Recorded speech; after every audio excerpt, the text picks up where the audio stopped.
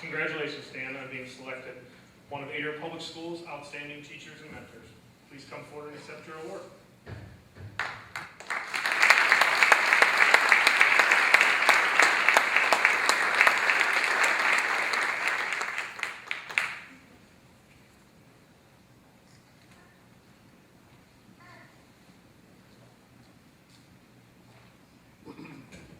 Thank you, Mr. Tuttle, for the wonderful video.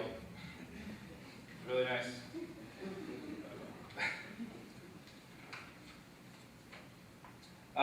Thank you very much to the Adrian Education Foundation for choosing me for this award, and Megan and Laura Langley for nominating me.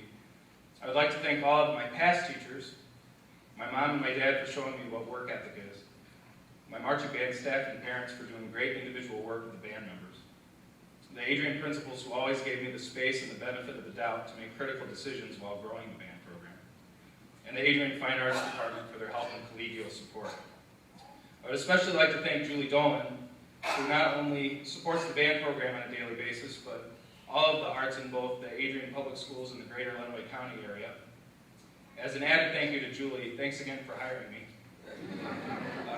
Last but not least, I'd like to thank Ian and Rowan, and most of all, my wife, Jean, who supports the boys and me at home. Her daily support shows me, or allows me to attempt to be a good teacher every day, and she's a fantastic teacher herself. She's the backbone of our entire family, and as proof of Jean's care, both of my parents would not even know about tonight, or even be here in attendance had Jean not called. Thank you. Tonight's event is evidence that public education is not in danger. This may come as a surprise to some, but I see education on the cusp of a new era. Research shows, yes, the actual research, that professionals want to see education move away from the reform movement of the past decade and towards a new enlightenment of education for the 21st century workforce. The reformers have been insisting that more data be farmed from our students and that measuring them as often as they can will make all students improve. They want us to believe that by cutting recess and fine arts and assigning remedial classes based on single test scores, that progress and this process is the best practice for developing the holistic child. I disagree, and I propose that educators do the exact opposite of their prescription. In my experience, I've found that the answer to changing public schools is building a culture of love and care that is woven in and around the subject material being taught. Kids learn from people they love and trust. Most adults do too. Why is it then that discipline has to be mean, that rigor actually is a synonym for difficulty, and that the extrinsic reward of financial incentives, bonuses, and merit pay really motivates an individual? That's so 19th and 20th century. We've all seen that before. The Federal Reserve Bank actually sponsored research clearly showing financial incentives among jobs containing any sort of creativity on the job site reduces productivity and growth. Google and Apple do the exact opposite of incentivizing, and they together own most of all of the world's information and technology.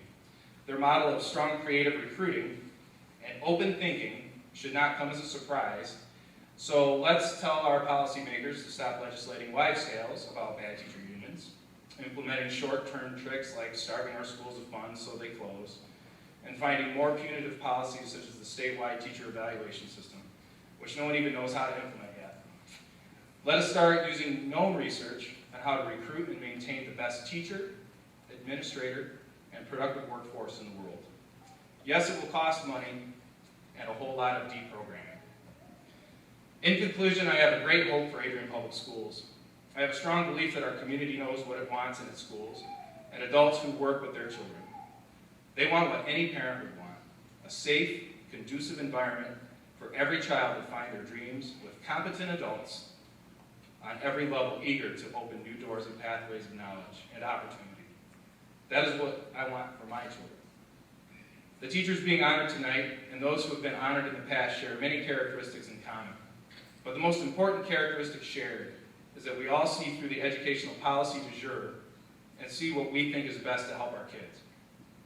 Then we implement a plan of action so our students can chase their dreams by working with them to build their own launch pads for success.